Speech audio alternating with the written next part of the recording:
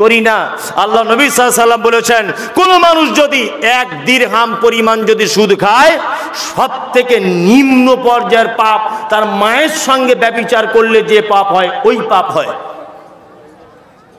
এত জঘন্য একটা পাপ, আশ্চর্য ব্যাপার। আল্লাহ নবী সাল্লাল্লাহু আলাইহি সাল্লাম বলছেন, আর একটু আগিয়ে গেলাম জিবরিলকে নিয়ে, আর একটু আগিয়ে যাবার পরে দেখলাম একটা লোক দাঁড়িয়ে আছে, তার হাতের নখগুলো যেন তামা দিয়ে তৈরি করা। কি দিয়ে? তামা দিয়ে, বড় বড় নখ। সেই লোকটাকে দেখলাম নিজের শরীরের গোস্তটা নিজে ছাড়িয়ে ফেলছে, নিজের মুখের গোস্তটা নিজে ছাড়িয়ে ফেলছে। এই লোকটাকে আমি দেখতে পেলাম। আল্লাহ নবী জিবরিলকে ডেকে বলছে, জিবরিল মা হাজার রাজুল, জিবরিল বলো তো দেখি এই লোকটিকে যে নিজের নখ দিয়ে নিজের মুখের চামড়াটা, নিজের বুকের চামড়াটা এইভাবে ছাড়িয়ে ফেলছে, এই লোকটাকে? তখন জিবরিল বলছেন, ও দয়ার নবী গো, এই লোকটা আর কেউ নয়, এটা আপনার উম্মতের ওই লোকটা, যে লোকটা এর কথা ওকে বলে বেড়াতো, ওর কথা একে সে লাগিয়ে দিত। এর নাম হচ্ছে চগলখোর, এর নাম হচ্ছে গীবতকারী, এর নাম হচ্ছে পরনিন্দাকারী। এই লোকটাকে কিয়ামত পর্যন্ত এই সাজা দেওয়াই হতে থাকবে, এর সাজা বাড়ানো হবে না, এর সাজাকে লঘু করাও হবে না। সারাদিন তো চায়ের দোকানে বসে এখানে এখানে শুধু লোকের কথা বলা কওয়া করেন না? আমার আপনার সবারই এটা চরিত্র। কি বলছি বুঝতে পারছেন না? চরিত্র। এই দেখুন, আপনাকে একটা কথা বলি, যারা এর ওর কথা মানুষকে বলে বলে বেড়ায়, ডাইরেক্ট আল্লাহ বলছে না, তবে আল্লাহ একটু ঘুরিয়ে দিয়ে বলছে এরা জান্নাতে ঢুকতে পাবে না। এরা কি জান্নাতে ঢুকতে পাবে না? যদি বলছেন কেমন করে, আল্লাহর কোরআন বলছেন জান্নাতের ভিতরে রয়েছে অনেক নিয়ামত, وعنابا وكزبا وزيتونا ونخلا وحدائق وغلبا وفاكهة وأبا। আল্লাহ বলছে জান্নাতের ভিতরে তুমি যদি আপেল চাও, আপেল এমনিতেই চলে আসবে।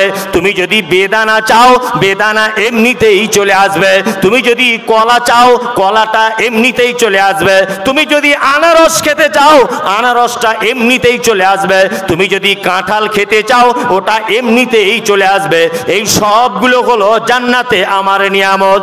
আমার নিয়ামতের ভিতরে আর একটা বড় নিয়ামত আমি আল্লাহ বলে দিলাম, লা তাসমাউ ফিহা লাগিয়া।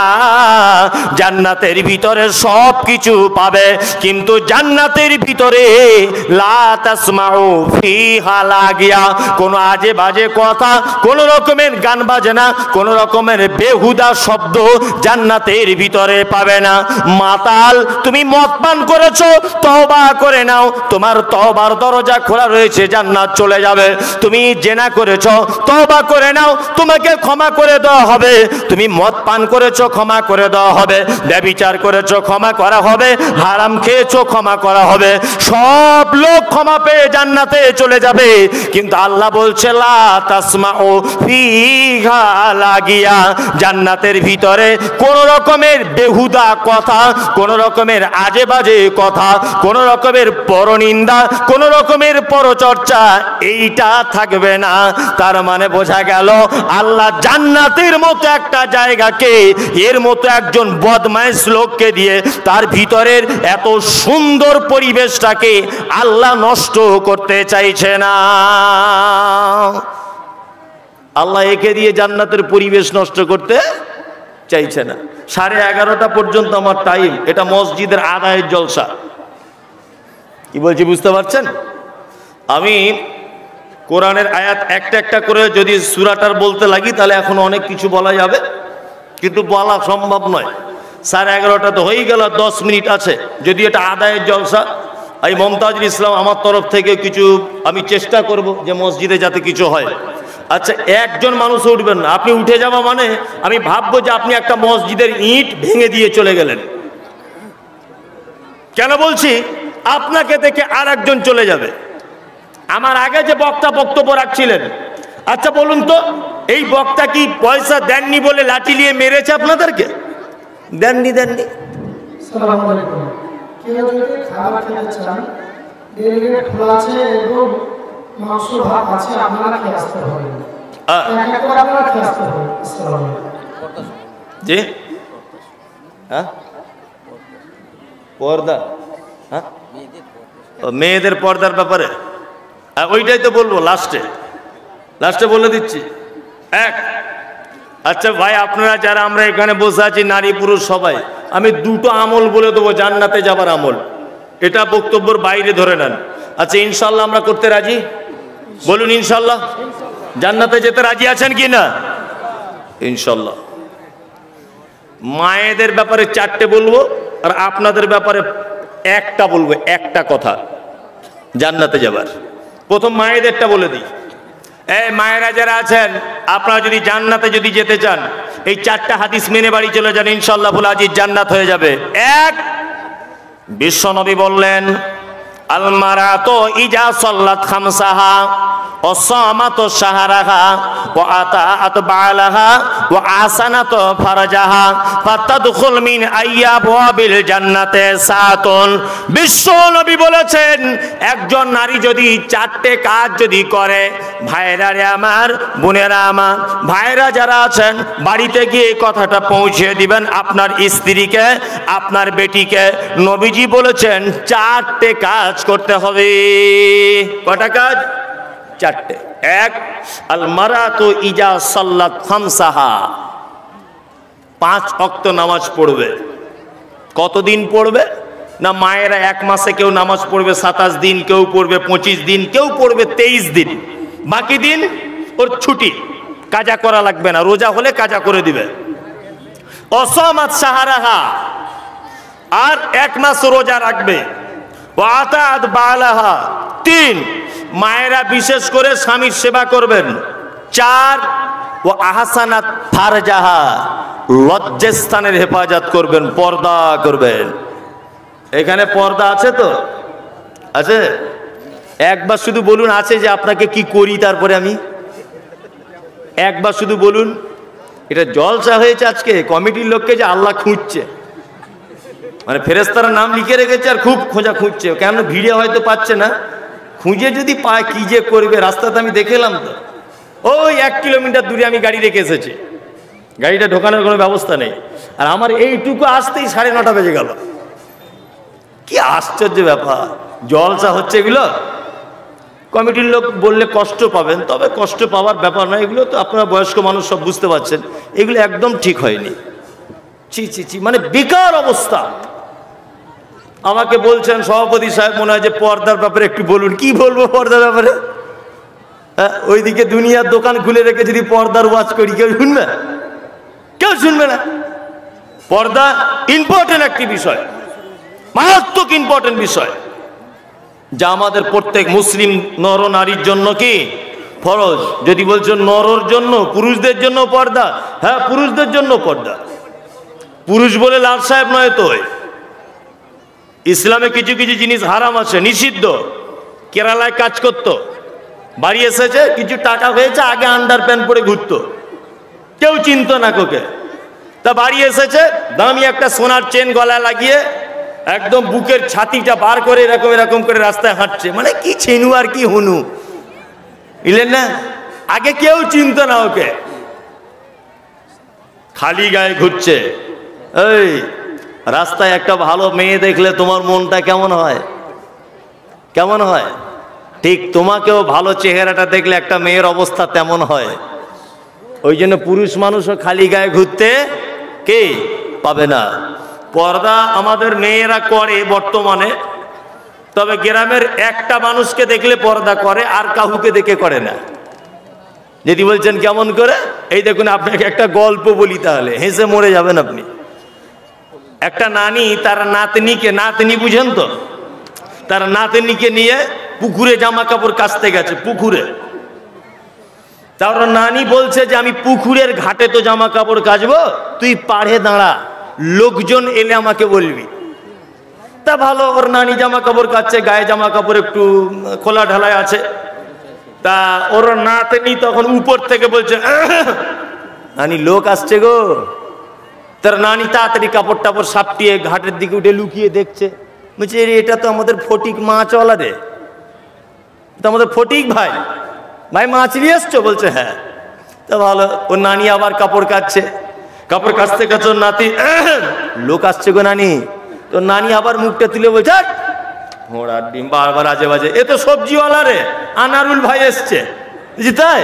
বলছে হ্যাঁ। আবার একটু পরে লোক এসছে, নানি উঠে বলছে থাক, এটা তো আমাদের কাপড়ওয়ালা শামীম ভাই। তো নাতনি তখন বলছে এ অমুক ভাই, ও অমুক ভাই, ও তমুক ভাই, লোক তাহলে কে? লোক কাকে বলে? কি হয়েছে বুঝতে পারছেন না? এখন ও দেখছে ভেবে চিনতে যে আর কাউকে কিছু বলার দরকার নেই, ও কাপড় কেচেই যাক। এখন গ্রামের ইমাম সাহেব বেশ আতর টাতর মেখে রাস্তা দিয়ে আসছিল। এখন ওর নানির পিঠের কাপড় টাপড় কিছু নেই, জামা কাপড় কাচ্ছে। তো এখন ওর নাতিন ভেবেছে এও লোক নয়, এও তো আমাদের মসজিদের ইমাম, বুঝলেন না? এখন ইমাম সাহেব ওর নানিকে দেখে বড় লজ্জায় পড়েছে। এখন ইমাম সাহেব নিজে থেকেই বলছে যেই করেছে ওর নানি পুকুরে ঝাঁপ দিয়ে দিয়েছে। ওর নাতিনকে উঠে বলছে জাহান্নামী মেয়ে কথা করে লোকে লোকে বললি না? বলছে নানি ও আমওয়ালা, ও ফেরিওয়ালা, ও কাপড়ওয়ালা, ও মাছওয়ালা, ও আদা রসুনওয়ালা, তাহলে ইমাম সাহেবই শুধু পুরুষ মানুষ গ্রামে, আর কেউ পুরুষ মানুষ নাই? তা আমাদের মেয়েরা কাউকে থেকে পর্দা না করুক। আমি এখন রাস্তা দিয়ে যাই, এমন ঘুমটা দিবে মনে হচ্ছে ফেরেশতা নেমে এসেছে উপর থেকে। কি বলছি বুঝতে পারছেন না? অথচ আমি পার হয়ে যাই, কোন দাড়িওয়ালা টুপিওয়ালা লোক পার হয়ে যায়, ও চরিত্র দেখবেন শুধু। আশ্চর্য ব্যাপার। মহিলারা যারা আছেন, আল্লাহ নবী সাল্লাল্লাহু আলাইহি ওয়াসাল্লাম বলেছেন চারটে দায়িত্ব নিয়ে নাও, জান্নাত নিয়ে নাও। শুধু জান্নাত নয়, আল্লাহ নবী বলেছেন ফাতাদখুল মিন আইয়াবওয়াবিল জান্নাতে সাতুন, জান্নাতের 8টা দরজার যে কোনো দরজা দিয়ে ঢুকে যাবে, কেউ আটকাবে না। একজন হাজী সাহেব হজ করেছে 5 লাখ টাকা খরচা করে, এ অফার নেই। একজন লোক তাহাজ্জুদের নামাজ পড়ে, এর জন্য এ অফার নেই। একজন লোক মসজিদে টোটাল সম্পত্তি দান করে দিয়েছে, ওর জন্য এ অফার নেই যে জান্নাতের সব দরজা দিয়ে ঢুকতে পাবে। কিন্তু একজন মহিলা যদি 4টে কাজ করে, অবশ্যই আল্লাহ নবী সাল্লাল্লাহু আলাইহি ওয়াসাল্লাম বলেছেন ফাতাদখুল মিন আইয়াবওয়াবিল জান্নাতে সাতুন, জান্নাতের 8টা দরজার যে কোনো দরজা দিয়ে ঢুকে যাবে ইনশাআল্লাহ ফুল আজিজ। এখানে যারা বসে আছেন নবীজিকে ভালোবাসি, ইনশাআল্লাহ বাসি। নবীকে কেউ চোখে দেখেছেন? দেখেননি তো? কিয়ামতের মাঠে যেন একটু দেখা হয়, এই ইচ্ছা কারো আছে? কার কার? সবারই ইনশাআল্লাহ, সবারই আছে। তবে এমনিতে তো দেখা হবে না। আপনাদের এলাকার এমএলএর সাথে দেখা করতে গেলে 4 দিন আগে থেকে টিকিট করতে হয়, হয় না? আমি মমতাজুল ইসলাম, আমার সঙ্গে কেউ ফোনে কথা বললে এই জলসা কমিটি বুঝতে পেরেছে, এই জবে দাওয়াত করেছে সেই এই মাঝখানে একদিন আর কথা হয়নি। ওই আমার ড্রাইভারের সঙ্গে কথা হচ্ছে, আমি কথা বলিও না, মানে ঘুমাচ্ছি, কোথাও কি পড়ছি বা একটা জিনিস দেখছি, কে ফোন করছে অত বেশি ধ্যান দিই না। কি বলছি বুঝতে পারছেন না? আমি যে অহংকারী তাও নয়, টাইমের অভাব, সময়ের অভাব। বাড়ি থেকে এটা 400 কিলোমিটার রাস্তা, আমার বাড়ি থেকে এইখানে 400, আপ ডাউন 800 কিলোমিটার। আসতে সময় লেগেছে 9 থেকে 10 ঘন্টা। 9 ঘন্টা শুধু গাড়িতে বসে আছে, আর ফোনে কথা বলতে ভালো লাগবে? তা আমার মতো একজন 3 নম্বর কোয়ালিটির বদমায়েশ লোক যদি ফোনে কথা বলতে 2-3 দিন টাইম লাগে, বিশ্ব বরেণ্য নেতা মুহাম্মদ সাল্লাল্লাহু আলাইহি ওয়াসাল্লামের সঙ্গে দেখা করবেন এমনিতে? এমনি? চলুন এইখানে যারা বসে আছেন সর্বপ্রথম কার সঙ্গে দেখা হবে, সহিহ বুখারীর একটা হাদিস আপনাদের সামনে পেশ করা যাক। হাদিস বর্ণনা করেছেন, নাম হলো তার আয়েশা, বাপের নাম হলো আবু বকর, মায়ের নাম হচ্ছে উম্মে হানি। হাদিসের পরিভাষাতে বলা হয় মুহাদ্দিসা। আল্লাহর নবী যত মেয়েকে বিবাহ করেছেন, একটা কুমারী মেয়েকে বিবাহ করেছেন, তার নাম হলো আয়েশা। আয়েশা হাদিস বর্ণনা করেছেন। হাদিস বর্ণনাকারিনী আয়েশা কোন বিবি নবীজিকে করিলেন জিজ্ঞাসা, ও গো নবী তব সাথে দেখা হবে কার? নবী বলে দুনিয়াতে হাত লম্বা যার। মা আয়েশা বলে এ কথা যখন শুনিলাম কানেতে, কাঠখণ্ড লয়ে হাত লাগিলাম মাপিতে, দেখিলাম বিবি সাউদার হাত লম্বা বলি, আমারও মুখেতে ওগো পড়ে গেল কালি। হাত লম্বা লম্বার অর্থ পরে পারিলাম বুঝিতে, দান ধন যারা করে এই দুনিয়াতে, তারে পরে জয়নাবে সে নবীজিকে কয়, কেন জয়নাব আল্লাহর রাস্তায় বেশি করে ক্ষয়। এ গ্রামের মানুষ শুনুন হাদিসটি বুখারীর, জয়নাবে আনন্দ আর আয়েশার মুখ ভারী। আল্লাহ নবীর বিবি আয়েশা আল্লাহ নবীকে জিজ্ঞাসা করছেন, আল্লাহ নবী কিয়ামতের দিনে তো মালদা মুর্শিদাবাদ সব পৃথিবীর মানুষ এক জায়গায় থাকবে, তা আপনার সঙ্গে প্রথমে দেখা হবে কার? আল্লাহ নবী একবারও বললেন না খাদিজার সঙ্গে হবে, একবারও বললেন না হাসান হোসাইনের সাথে হবে, একবারও বললেন না ফাতেমার সাথে হবে। নবী বললেন সর্বপ্রথম দেখা হবে যার হাত লম্বা তার সাথে। আয়েশা বাচ্চা মেয়ে ব্যাপারটা বুঝতে পারলেন না, একটা কাঠের লাঠি নিয়ে আল্লাহ নবীর অন্যান্য বিবিদের হাতগুলো মাপতে শুরু করে দিলেন। তা মাপার পরে দেখলেন আল্লাহ নবীর আর একজন বিবি, তার নাম সাওদা, সাওদার হাতটা লম্বা হয়ে গেল। তা আয়েশা কাঁদতে কাঁদতে দুঃখ কণ্ঠে আল্লাহ নবীকে বলছেন, আল্লাহর নবী তাহলে কি আপনার সাথে আমার আর দেখা হবে না? বিশ্ব নবী বলছেন, আয়েশা ওই রকম হাত লম্বা নয় রে, যারা দানের ব্যাপারে হাত লম্বা করে দেয়, আমি মুহাম্মদ সাল্লাল্লাহু আলাইহি ওয়াসাল্লাম বলছি কিয়ামতের দিনে তার সাথে প্রথম দেখা করব। মসজিদ কার ঘর? আল্লাহর ঘর। নতুন করে হচ্ছে নাকি? নতুন করে মসজিদ হচ্ছে? আচ্ছা, নতুন করে হচ্ছে, ছাদ হয়নি। মাশাআল্লাহ, আদায় হয়ে গেছে তো যা হবার? হ্যাঁ, আচ্ছা আচ্ছা, আমি বেশি টাকা পয়সা চাইবো না, আদায় করবো না। আমি কিছু শেষবারে বলে দিই, সব বক্তাদের একটা দায়িত্ব থাকে আদায়ের জলসা হলে, সেই দায়িত্বটা আমি পালন করছি। আচ্ছা, এটা আপনারা জানেন যে 3 জন লোকের দোয়া কবুল হয়, জানেন তো? 3 জন, তার মধ্যে একটা মুসাফির। তবে আল্লাহ নবী সাল্লাল্লাহু আলাইহি ওয়াসাল্লাম এই কথা বলেননি যে মুসাফির বক্তা হবে, না মুসাফির চোর হবে, না মুসাফির গরুর ব্যবসায়িক হবে, না মুসাফির রাজমিস্ত্রি হবে। এটা আল্লাহ নবী বলেননি। বলেছেন? তিনি শুধু বলেছেন মুসাফিরের দোয়া কবুল হয়। আমি 400 কিলোমিটার রাস্তা অতিক্রম করে উত্তর 24 পরগনার দত্তপুকুর থেকে এখানে এসেছি, বারাসাত থেকে। আমি মুসাফির। আপনার যদি অভিযোগ কিছু থাকে, আপনার যদি কিছু চাওয়া পাওয়া থাকে, অবশ্যই অন্ততপক্ষে 20 জন লোক 1000 করে টাকা অন্ততপক্ষে আমার হাতে দেন, আমি আপনার জন্য অন্তরের স্থল থেকে দোয়া করে দিই। আমি পাপী না আমি আল্লাহওয়ালা, আল্লাহ নবী এটা বলেননি, তিনি বলেছেন মুসাফির। মুসাফিরের দোয়া কবুল হয়। আর এই দানটা করবেন আপনি আপনার আব্বা মায়ের জন্য। কার জন্য? আব্বা মায়ের জন্য। অন্ততপক্ষে 10-20টা লোক হন। মাশাআল্লাহ, মানে আমি কোথায় কি বলছি জি? আমি চেয়েছিলাম হয়তো আদায় হয়ে গেছে, তারপরে আর একজন বক্তা আছে আপনাদের নাকি, মনিরুদ্দিন ভাই আছেন, উনি আদায় খুব ভালো করেন, এই জন্য আমি আদায় ভালো করতে পারি না, ওই জন্য আমি এই ব্যাপারটায় চাপ নিতে চাইছি না। আলহামদুলিল্লাহ সুম্মা আলহামদুলিল্লাহ, লিল্লাহে তাকবীর, জোরে লিল্লাহে তাকবীর। মাশাআল্লাহ। আজকে জলসার সভাপতি, তাহলে ব্লক সভাপতি কে? লোকটা এখানে আছেন? নাই। ব্লক সভাপতি মোহাম্মদ হিসামউদ্দিন ভাই 2,71,000 টাকা দান করেছেন নগদ। 71,000 টাকা কেমন হলো? এটা তো এত টাকা যখন দিতে পেরেছেন, এটা 3 লাখ টাকাই করে দেন। এত টাকা যখন আপনি দিতে পেরেছেন নগদ, আর নয় 1 মাস টাইমই নেন আর 30,000 টাকা দিয়েই দেন। এখানে নাই, আচ্ছা থাকলে হয়তো দিতেন। তবে লোক খুব হিসাবি লোক, ব্লক সভাপতি চালাক লোক, তো যাতা লোক হতে পারবে না। 2,71,000 টাকা দান করেছেন নগদ। মাশাআল্লাহ, হাজী সেতাব আলী সাহেব 5,000। আর একজন কেউ বলুন অন্তত 5,000 টাকা। একজন মসজিদ আল্লাহর ঘর গাইনটোলা থেকে একজন এসেছে, ফজলুল হক 1,000। কোথা থেকে? গান্ডু? গাইনটোলা। গাইনটোলা, আমি ভাবছি গান্ডু বলছে হয়তো।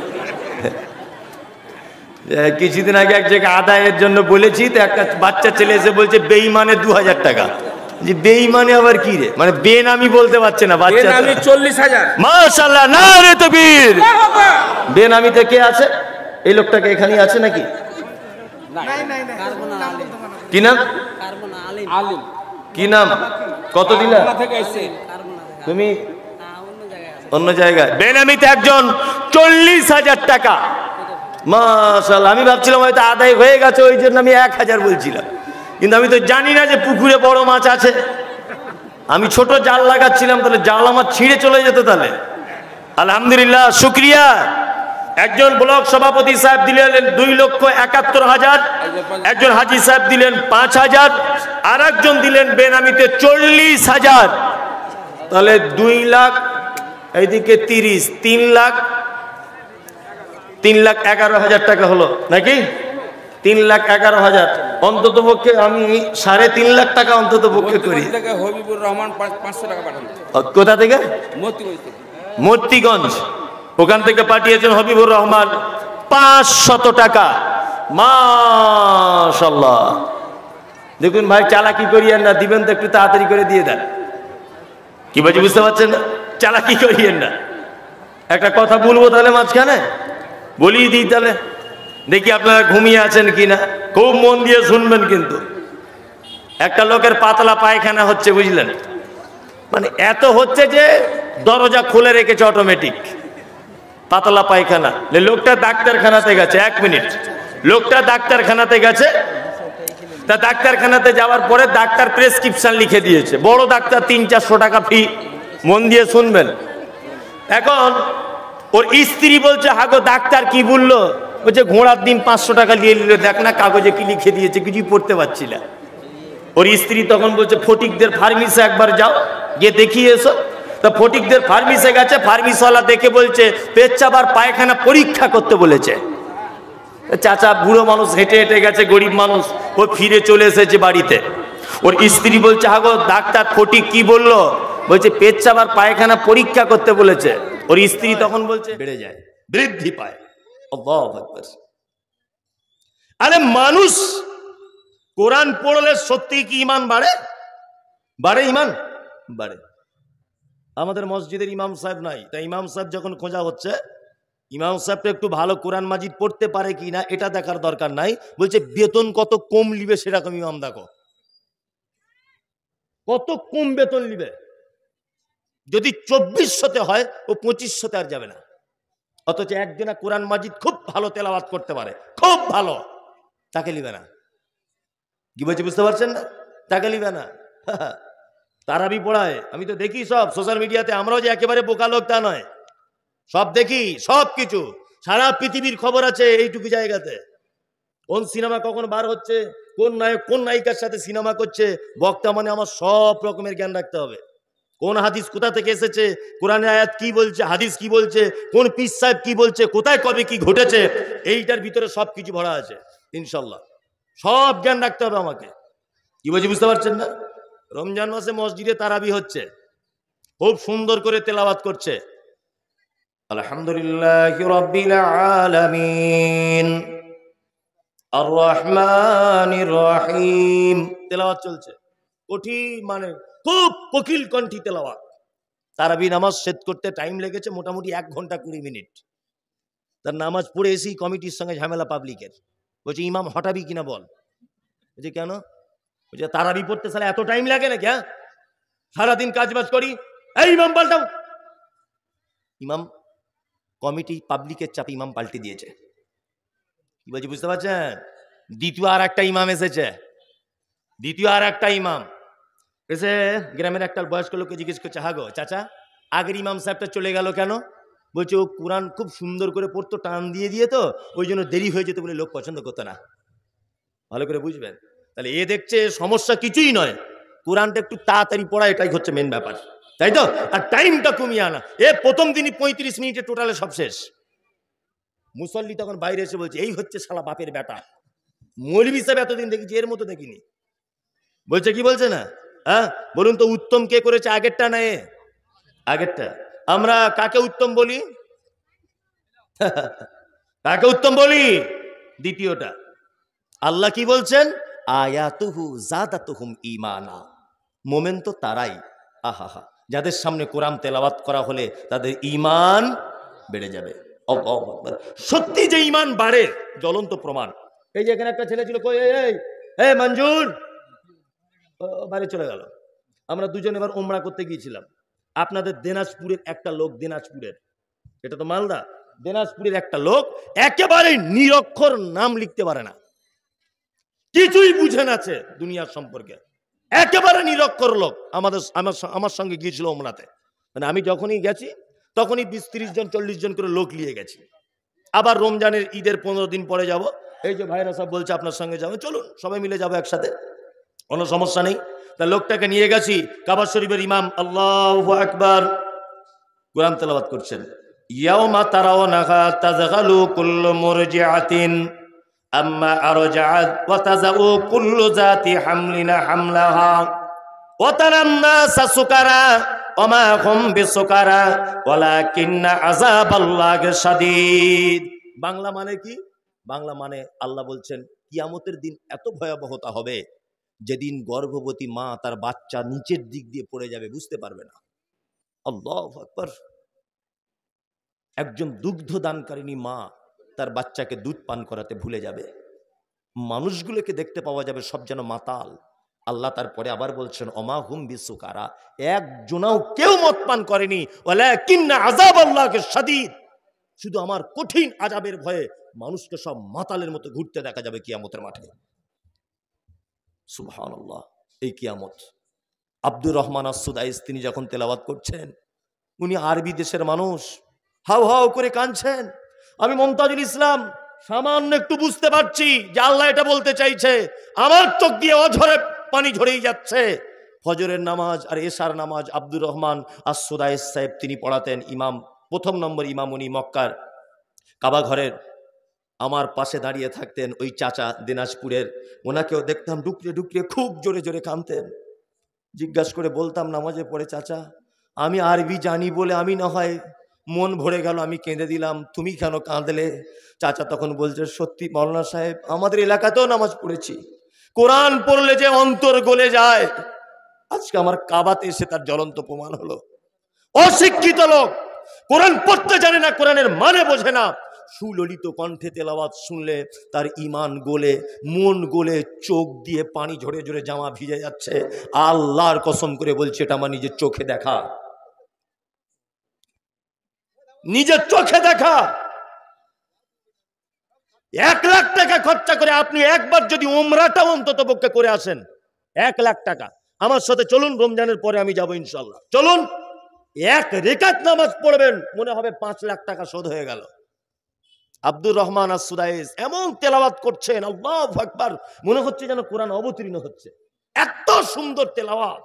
1 ঘন্টা 2 ঘন্টা যদি নামাজ হয়, 1 মিনিট আমি দাঁড়িয়েছিলাম এটা বোঝা যাবে না। প্রত্যেক ওয়াক্তে দেখলাম লোকটা মায়াবী কণ্ঠে তেলাওয়াত, প্রতিটা ওয়াক্তে তিনি কাঁদছেন, প্রতিটা ওয়াক্তে কাঁদছেন। Ethiopia, Tanzania, German, Japan, Palestine, সারা পৃথিবী থেকে যে যে ভাষার যে যে বর্ণের এক জায়গায় হয়েছে, কোরআন তেলাওয়াত শুনলে অন্তর গলে, অশিক্ষিত মানুষ তার হৃদয় গলে, চোখ দিয়ে পানি বার হয়। আল্লাহ বলছে এরাই তো অরিজিনাল মোমেন। কারা? আয়াতুহু যাদাতুহুম ঈমানা। বড় আফসোস লাগে, বড় দুঃখ লাগে, চায়ের দোকানে, রাস্তাঘাটে, এখন বিজ্ঞানের উন্নত মানের যুগে কি করে একটা চায়ের দোকানে গানের আওয়াজ হয়, কি করে যুবক তোমার মোবাইলে গান বাজে। তুমি কোরআন পড়তে না পারলেও social media, YouTube, Google, Facebook, তুমি যদি সার্চ করো যে কোরআন তেলাওয়াত দাও, অতটুকু যদি কথা বলতে পারো, আসবে কি আসবে না? যুবক, এরপরেও তুমি গান শুনতে ব্যস্ত, মুরব্বী এরপরেও তুমি কার্টুন দেখতে ব্যস্ত, মায়েরা এরপরেও সিরিয়াল দেখতে ব্যস্ত। আপনাদের কাছে বিনীত অনুরোধ, কোরআন পড়তে পারেন না পারেন, অন্তত পক্ষে আপনার চায়ের দোকানে গান না বাজিয়ে 2টো কোরআন মাজিদ তেলাওয়াত করে শোনান। আপনার মোবাইলে হেডফোন দিয়ে একটু কোরআন মাজিদ তেলাওয়াত শুনুন, অবশ্যই আপনার মনে দাগ কাটবে, কাটবে, কাটবেই। কাটবে কি কাটবে না? কাটবে। লজ্জা লাগে যুবক, তুমি এখন হেডফোন দিয়ে গান শোনো সারা রাত, কেন একটু কোরআন মাজিদ শোনা যায় না?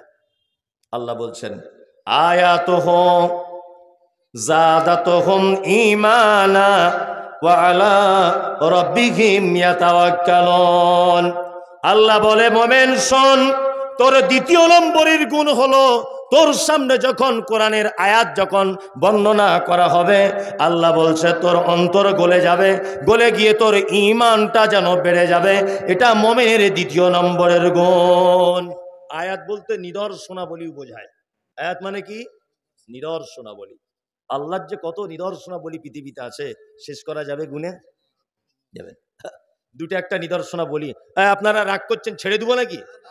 ছেড়ে দিব না, তাহলে চুপচাপ বসুন, আরো কিছুক্ষণ বলি। এক, আচ্ছা ভাই আপনারা রসগোল্লা খান, রসগোল্লা তৈরি হয় কি দিয়ে বলুন তো? ছানা দিয়ে, তাই না? ছানা দিয়ে। আচ্ছা ছানা কোথা থেকে আসে? দুধ থেকে। দুধ কোথা থেকে আসে? এগুলো আমিও জানি, আপনিও জানেন, কিন্তু আপনাকে আমি আরো ভালো করে জানানোর চেষ্টা করছি। গাভী থেকে, তাই না? এবার আপনাকে বলছি, গাভী কি খায়? ঘাস খায়। এই যে এইগুলো খায়, যেগুলো আপনারা বসে আছেন, কি বলে এগুলো? খোড়। খোড়, কাঁড়ি। কাঁড়ি আমাদের ওদিকে বলে বিচুলি, মানে এক দেশের গালি তো আর এক দেশের বুলি। কি বুঝলেন? আমার জীবনে একটা ঘটনা আছে, বাংলাদেশে গেছিলাম একবার, প্রথম তখন যাচ্ছি, প্রথম। তা আমি তখন পাসপোর্ট ছিল না, নদীর এই পারে দাঁড়িয়ে আছি। তা ওইখানে ওই পারে যে একটা হাফেজ সাহেব আমার ডেট করেছিল, ওনাকে ফোন করছি, তখন সুইচ ওলা মোবাইল। বললাম ভাই আমি তো নদীর পাড়ে চলে এসেছি। তা বলছে আপনি শুধুমাত্র নদীটা পার হন। আচ্ছা কিসে যাব? বলছি হেলিকপ্টারে করে আসুন। হেলিকপ্টার পাঠাচ্ছি আমরা। আমি আমার বউকে সাথে সাথে ফোন লাগিয়ে দিয়ে বলছি, জানো জীবনের একটা বড় স্বপ্ন পূরণ হতে যাচ্ছে।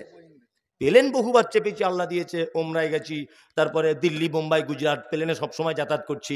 আসামে যাই, সবসময়তেই প্লেনে যাই, প্লেন সবসময় চেপেছি, জীবনে হেলিকপ্টার চাপা হয়নি। এবছরে মনে হয় স্বাদ মিটবে। আমার স্ত্রী বলছে তাহলে আপনার কপাল ভালো, আপনি চাপুন। আমার তো মেয়ে ছেলে মানুষ, আমার কপালে নাই। তা আমি আবার হেলিকপ্টারে উঠবো বলে ব্যাপার বুঝতে না পারে ভালো পাঞ্জাবিটা ব্যাগ থেকে বার করে পড়েছি। ভালো পাঞ্জাবি পরে আতর টাতর মেখে নিলাম, হেলিকপ্টার বলে কথা, বক্তা হিসেবে যাচ্ছি আমি ইন্ডিয়ার। এখন তারপরে দেখছি একটা লোক সাইকেল নিয়ে এসেছে, তার পিছনে দেখছি এইরকম দুটো বাঁশ বাঁধা, তার উপরে একটা বস্তা দিয়ে জুত করে পেঁচিয়ে একটু গদি টাইপের করা। আমাকে বলছে হুজুর উঠুন। আস্তাগফিরুল্লাহ, সাংঘাতিক ব্যাপার। এইটার নাম হেলিকপ্টার? জীবনে জানা ছিল না। দেখুন বাংলাদেশ সাতক্ষীরা জেলা, তবুও বলছি, কোনো বন্ধু বান্ধব থাকলে এখন জিজ্ঞেস করুন, হেলিকপ্টার যদি না বলে আমি এইখানে কান ধরে উঠবোস করে চলে যাব। কোন সাতক্ষীরা জেলা বলে হেলিকপ্টার বলে, প্যাসেঞ্জার বয়। আমি বলছি আজ থেকে অনেকদিন আগের ঘটনা, যদিও 10-12 বছর আগে হবে। এক দেশের বলি আর এক দেশের গালি। গরু কি খায়? ঘাস খায়। আর এই খড় নাকি খ্যাড়, কাড়ি, এই কাড়িগুলো খায়, তাই তো? ওর কাড়িগুলো দেখবেন একেবারে খেয়ে নেয়, রাত্রে যখন রেস্ট করে তখন আবার বার করে, উগলে দেয়, দিয়ে যেটা কি বলে কি জাবর কাটা নাকি বলে, জাবর দেয়। জাবর দিয়ে আস্তে আস্তে আস্তে আস্তে আস্তে আস্তে করে ভিতরে গিয়ে পায়খানায় পরিণত হয়। গোবর যেটাকে বলি, গোবর সেন্ট না গন্ধ? গন্ধ, তাই না?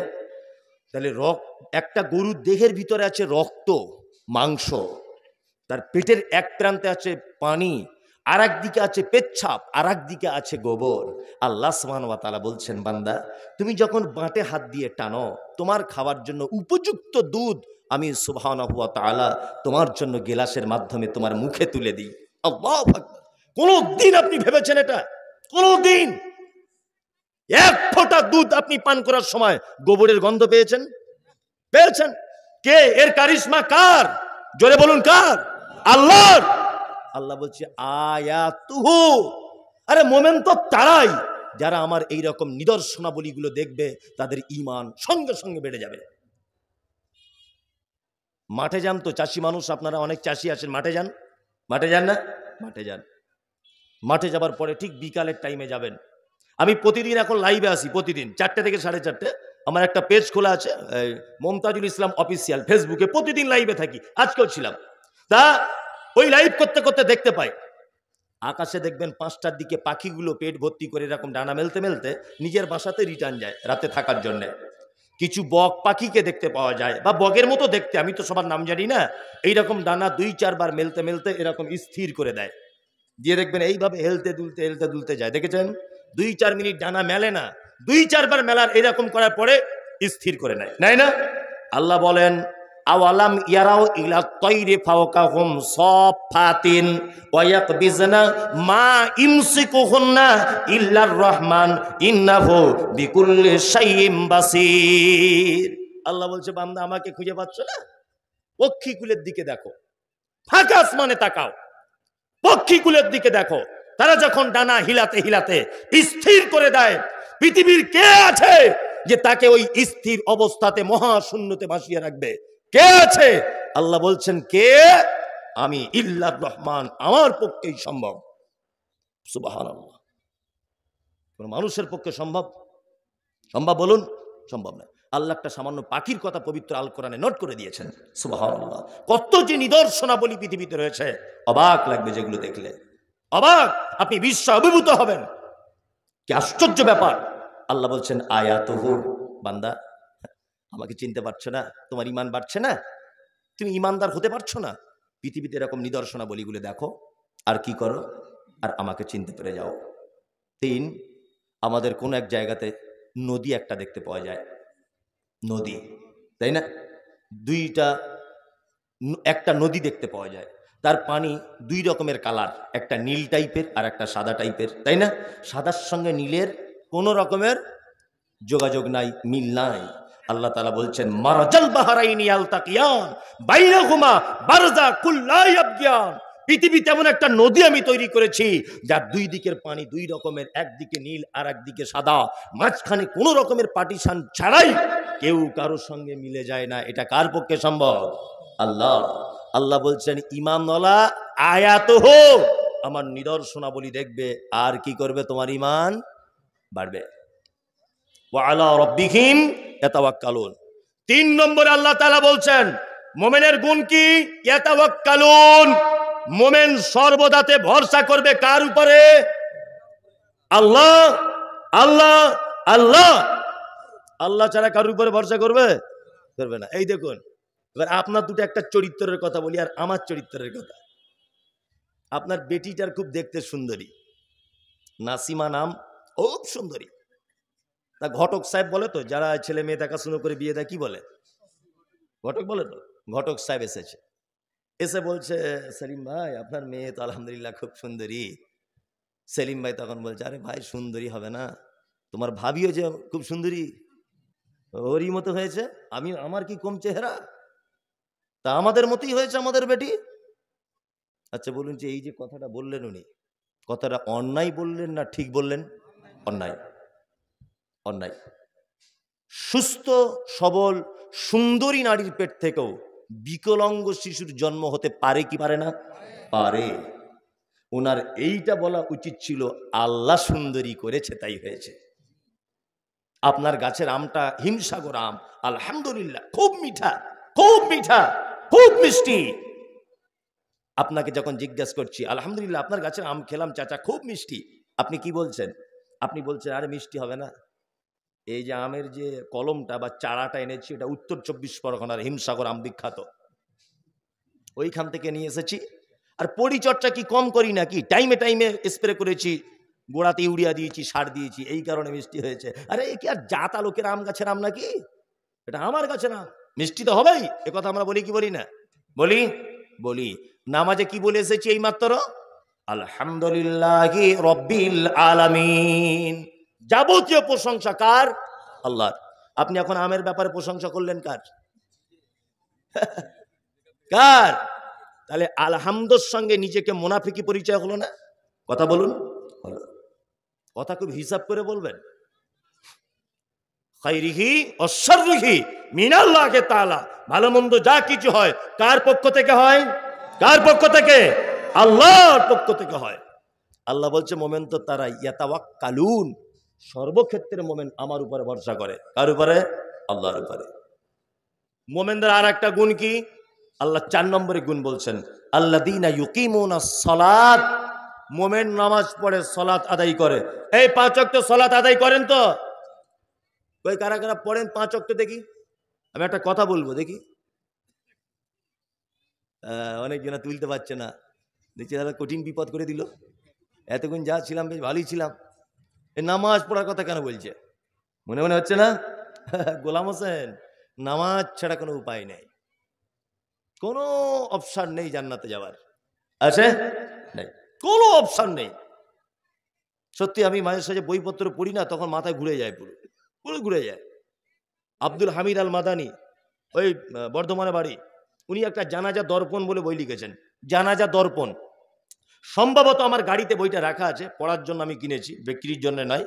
তা ওই জানাজা দর্পণ বইয়ে লেখা হচ্ছে, বেনামাজিদের ব্যাপারে লিখতে লিখতে 97 নম্বর পৃষ্ঠার নিচের দিকে উনি লিখছেন যে কোনো বেনামাজি মারা গেলে মুসলমানদের কবরস্থানে তাকে দাফন করা যাবে না। আশ্চর্য ব্যাপার হচ্ছে, কোনো বেনামাজি যদি মারা যায় তার জন্য দোয়া করা যাবে না। আশ্চর্য ব্যাপার। তার মানে কি, মানে নামাজের কত গুরুত্ব উনি বোঝাতে চাইছেন। অনেক লোক আছে না, বলছে নামাজ না পড়তে পারি, আমার বাকি কাজ সব ঠিক আছে, টাইমের কারণে নামাজ পড়তে পারি না, এরকম লোক আছে না? নাই, আছে। চলুন আগে বেড়ে যায়। মুমিনের 4 নম্বরে গুণ, সালাত আদায় করবে। ওয়ামিম্মা আরযাকনাহুম ইনফিকুন। মুমিন কি করবে? কি করবে? দান করবে। দান, তাকে উপার্জিত সম্পদ থেকে সে আল্লাহর রাস্তায় কিছু দেবে। এবার আপনার কাছে অনুরোধ, আপনি মরা মানুষের মতো বসুন, আপনার কাছে আমি একটা কথা বলতে যাচ্ছি, খুব ইম্পর্টেন্ট কথা। চুপচাপ, কেউ কোনো কথা বলবেন না, নড়াচড়া করবেন না। আল্লাহ বলছেন মোমেন তারা যারা দান করবে। এই ব্যাপারটা আপনাকে একটু বোঝায়। যদি বলছে মাদ্রাসা ঈদগাহের জন্য টাকা চাইবেন, 1 টাকা চাইব না, জাস্ট আপনাকে একটা জিনিস বোঝানোর জন্য। আল্লাহ নবী সাল্লাল্লাহু আলাইহি ওয়াসাল্লাম পৃথিবী থেকে চলে যাবার আগে, এদিকে ফিরুন সবাই। আল্লাহ নবী সাল্লাল্লাহু আলাইহি ওয়াসাল্লাম পৃথিবী থেকে চলে যাবার আগে অসুখে পড়েছিলেন, জানেন? মারাত্মক অসুখ। দিনটা ছিল বৃহস্পতিবার। কি বার? বৃহস্পতিবার। বৃহস্পতিবার তিনি জীবনের শেষ জমাতের ইমামতি করেছেন। কোন ওয়াক্তের? মগরিবের। মগরিবের প্রথম 2 রাকাতে তিনি তেলাওয়াত করেছিলেন সূরা মুরসালাত। যার দ্বিতীয় রাকাতে তিনি তেলাওয়াতে শেষ করেছেন যে শব্দ বা আয়াত দিয়ে, সেটা হচ্ছে ফাবি আইয়্যা হাদিসিম বাদাহু ইউমিনুন। আল্লাহ বলছে তোমরা কি এর পরেও অন্য কোনো কথার উপর ঈমান আনবে?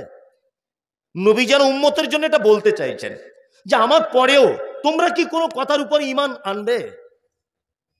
আল্লাহ নবী সাল্লাল্লাহু আলাইহি ওয়াসাল্লাম অসুস্থ হয়ে পড়লেন। এশার নামাজের জন্য তিনি ওযু করলেন।